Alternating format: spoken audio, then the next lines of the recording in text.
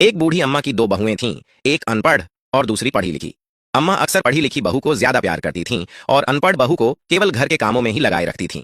पढ़ी लिखी बहू जितना भी कमाती थी, सब अपने रहन सहन और बच्चों के शौक पर खर्च कर देती थी, जबकि अनपढ़ बहू का कोई शौक नहीं था।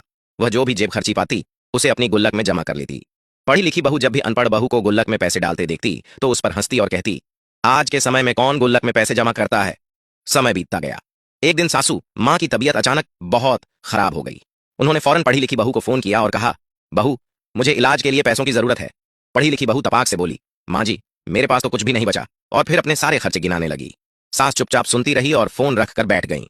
तभी अनपढ़ बहू ने यह देखा और फौरन अपनी सास के पास अपनी वही गुल्लक लेकर पहुंची। उसने कहा, माँ जी, इस गुल्लक में जितने पैसे हैं आप ले लीजिए और अपना इलाज करवा लीजिए। सास को यह सब देखकर गहरा दुख हुआ। जिसे वे अनपढ़ समझती थीं, वही इस घर की सबसे समझदार बहू निकली। आखिरकार बुरे वक्त में अनपढ़ बहू की गुल्लक ही काम आई।